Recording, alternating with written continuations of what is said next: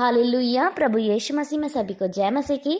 आइए नई सुंदर सुबह में एक बार फिर से हम अपने महान जीवित परमेश्वर के सम्मुख आए, उस परमेश्वर को धन्य कहें जो आज की सुबह में हमारे बीच में उपस्थित है।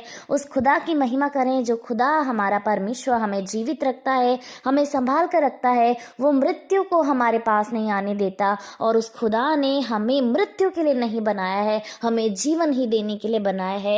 ऐसे परमेश्वर को हम धन्य कहते हैं। हमारा प्रभु हमें रात को सुलाता है, सुबह नया दिन हमारे जीवनों में देता है कि हम उसके नाम की महिमा कर सकें, उसकी स्तुति कर सकें। प्यारो, परमेश्वर ने हमें बड़ी ही ताड़नाएं तो दी हैं, लेकिन प्रभु ने हमें हर एक समस्याओं से बचाया है।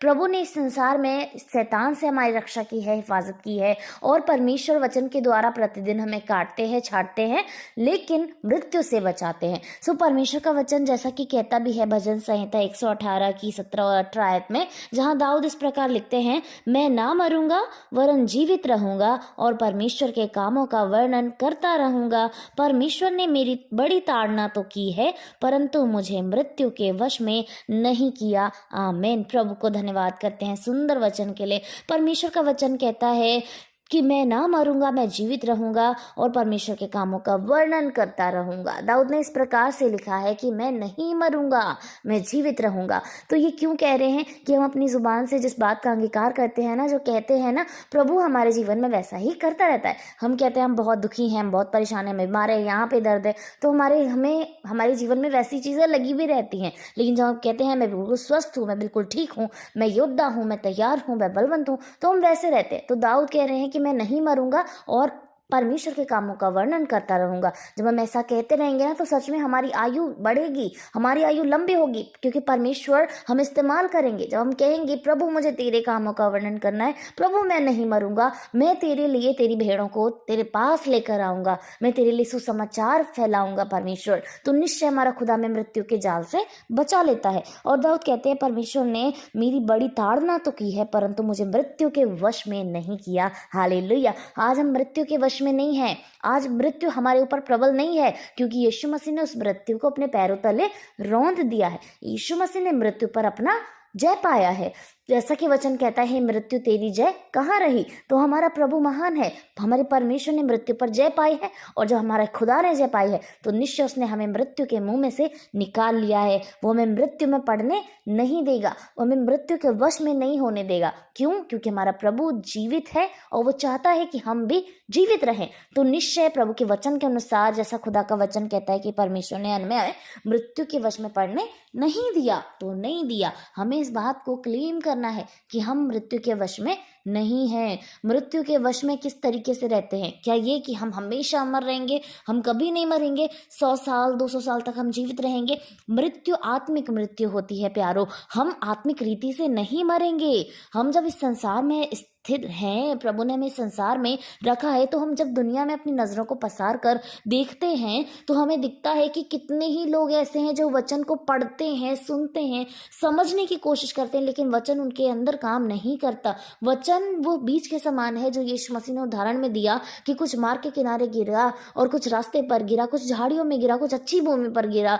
तो परमेश्वर का वचन इस प्रकार से काम करता है। तो उनके जीवन में वो बीज जब नहीं जाता और वो फलवंत नहीं होता, तो क्या है, वो बीज मर जाता है, वो बीज दब जाता है, और तब उनको क्या मिलती है? मृत्यु मिलती है। ये आत्मिक मृत्यु के विषय में है। जब हम आत्मिक रीति से जीवित रहेंगे तभी हम अपने परमेश्वर के कामों का वर्णन करने पाएंगे। जब प्रभु के काम हमारे जीवनों में रहेंगे तभी तो हम उन कार्यों को दूसरों के ऊपर प्रकट करेंगे और उसका as a testimony, as गवाही हम उनको बता पाएंगे। जब वो कार्य हमारे जीवनों में रहेंगे, सो निश्चय जब हम जीवित रहेंगे तभी तो उस जीवितों की पृथ्वी पर हम काम कर पाएंगे। यानी हम आत्मिक रीति से जीवित रहेंगे, हम एक्टिव रहेंगे, तभी हम अपने परमेश्वर के कामों का वर्णन करने पाएंगे। सो परमेश्वर ने हमें मृत्यु के मुंह से बचाया है, प्रभु ने हमें मृत्यु में पड़ने नहीं दिया। परमेश्वर ने हमारी ताड़ना की है। कैसे?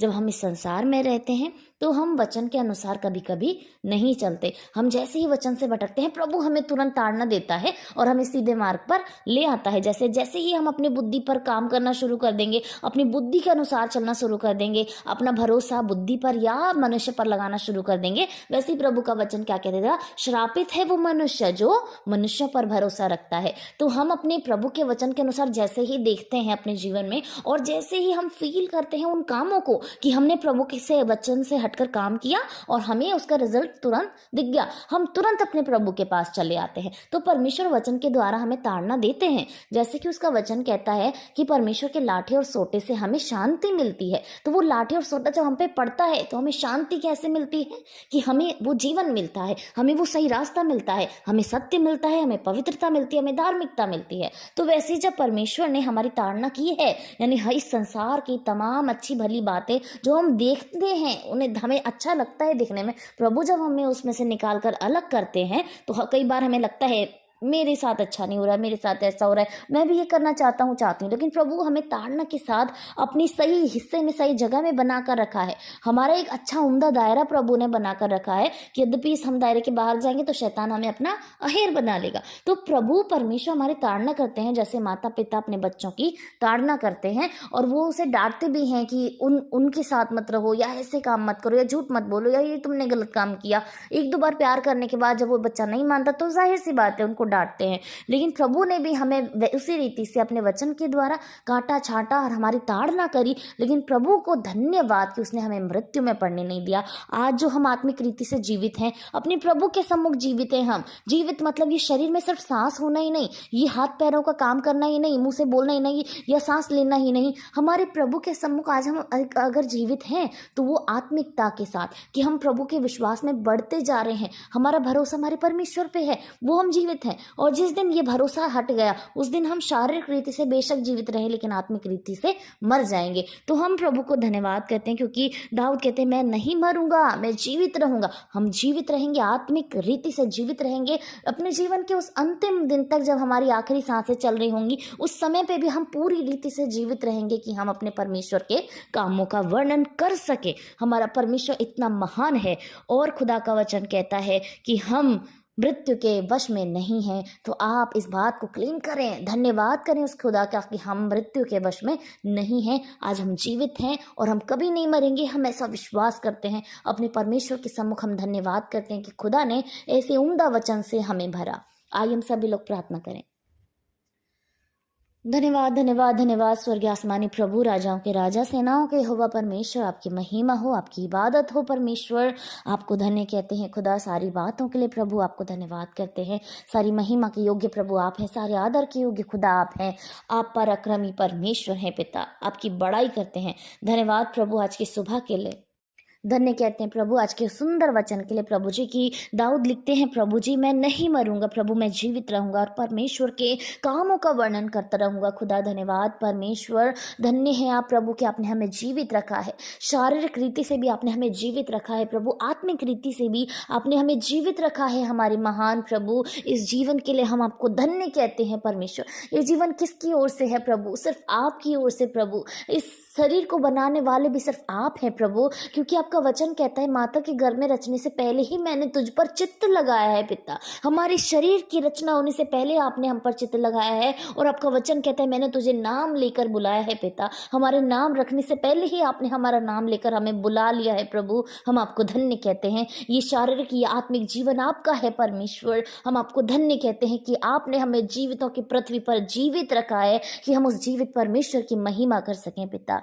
धन्यवाद करते हैं परमेश्वर। धन्यवाद उम्दा वचन के लिए प्रभु कि आपने हमें मृत्यु के वश में से हटाया है, आपने हमें मृत्यु में पड़ने नहीं दिया खुदावंद। हम धन्यवाद करते हैं इस जीवन के लिए प्रभु जी। हम धन्य कहते हैं इस समय में हर एक जन के लिए प्रभु जो आपके सम्मुख उपस्थित है वो जीवित है पिता। हम आपको धन्यवाद करते हैं। हर जीवित मन जो आपके सामने मन प्रभु टूटा है, झुका है, हर घुटना जो आपके सामने झुका है, हर सर जो आपके सामने झुका है पिता, वो जीवित है प्रभु यीशु मसीह। आप उसको ग्रहण करें, आप उसको स्वीकार करें, हर टूटे मन को आप स्वीकार करें खुदावन। हम धन्यवाद करते हैं प्रभु, प्रत्येक जन पर आपका बड़ा अनुग्रह बना रहे खुदा, आपकी बड़ी दया, आपकी बड़ी शांति बनी रहे प्रभु, कि हम आपका धन्यवाद करने पाए खुदा।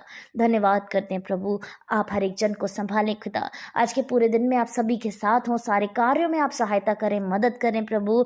बाहर जाते में, भीतर आते में आप उनको धन्य करें, उनके बिजनेस में, जॉब्स में, काम में आप उनको धन्य करें, उनकी बीमारियों से आप उन्हें चंगा करें खुदावन। सारी महिमा उनके जीवन से आपको मिले प्रभु जी, हम ऐसा प्रार्थना करते हैं खुदा। धन्यवाद करते हैं सारी बातों के लिए, सारी महिमा आदर आपको देते हैं, यीशु मसीह के नाम से इस प्रार्थना को मांगते हैं। सुने और ग्रहण करें। आमीन, आमीन और आमीन।